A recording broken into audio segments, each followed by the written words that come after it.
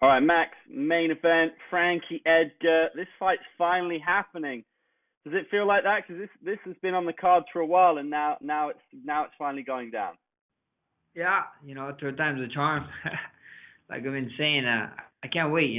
I just can't wait to share the octagon with this guy, and my number one main goal in this whole career, and my whole career, is to be the best martial artist ever. The number one pound for pound fighter in the world, and definitely with having Frankie under that belt, definitely takes a step in the right direction.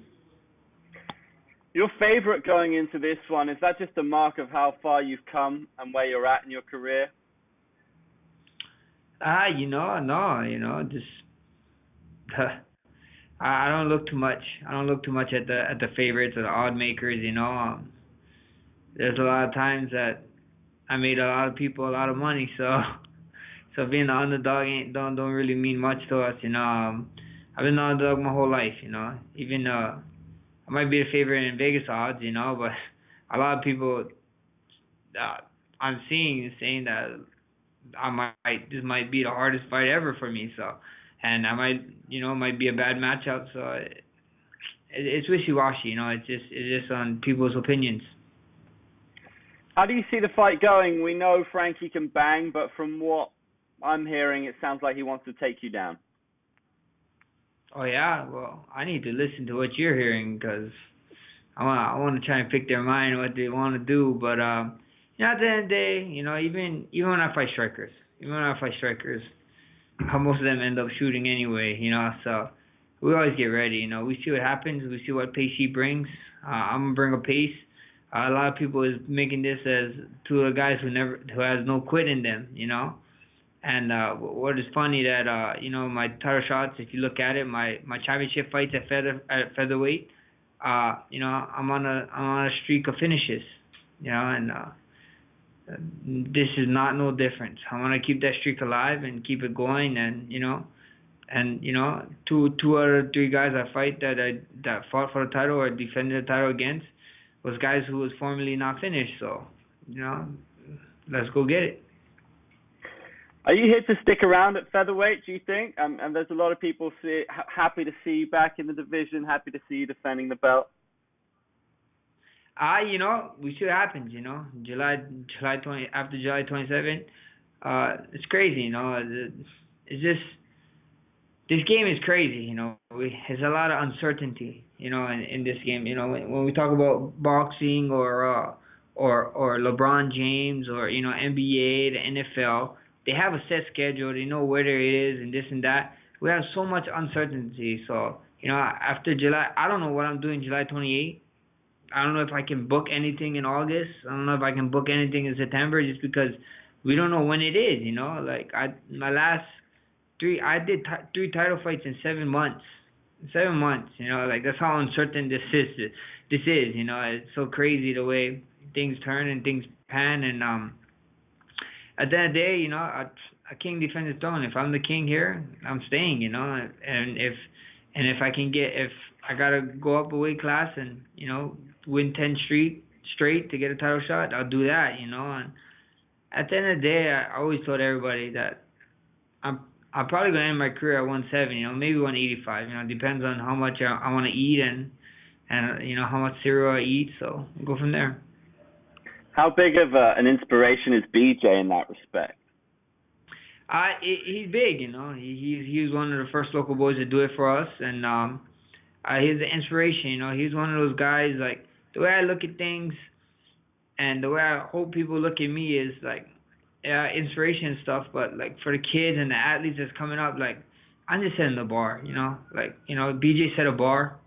And I'm trying to break it, and if I do pass that bar, then I want the other kid coming up and be like, look, I gotta pass that bar, because I'm daring, like, my thing is I'm daring you to be greater than me, everybody always be like, I want to be the next this, I want to be the next that. I don't want to be the next no one, like Dr. Seuss said, there's only one of you, there only can be you. So that's what we're doing.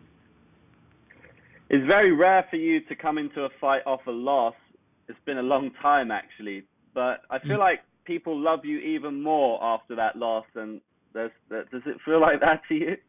Yeah, that's what it said. You know, a lot of people bring this up to me and said like, look, did you even lose a fight? You know, it's not a loss, it's a learning curve. You know, and every fight I go is 0-0. You know, like, and everybody trip out. You know, and this kind of stuff happened to me. Like, I seem to be on the winning end, and people always just seem to fall more and more in love with me, and that's the thing. You know, that's what I said. You know, at the end of the day, it's what changes the world. You know, when it's all said and gone, and you know, I hang up my gloves for good, not from fighting, from life, and I go on to whatever I go on to, whatever you believe in, what I believe in, and you gotta leave this world the better than when you came into it. So that's the plan.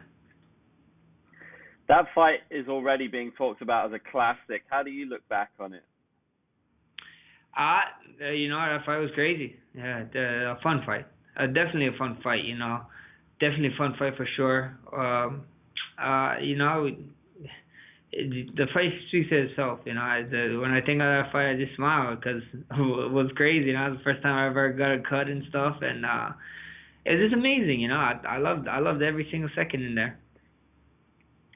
Well, Dustin and Khabib fighting pretty soon. How does it feel for you watching a fight like that when you're so relevant to both those guys?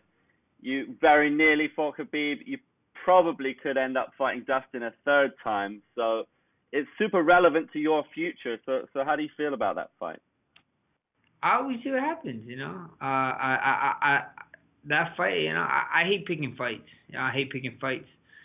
And, you know, I just get to be a fan and enjoy, you know. I think that fight's going to be sick. I think it's going to be crazy, and I'm the best man to win because, you know, at the end of the day, like you said, like if it takes 10 fights for me to go up to 55 and fight one of them again, then so be it, you know, that's what we're doing. But, you know, at the end of the day, that's an amazing fight to have, and it's going to be crazy.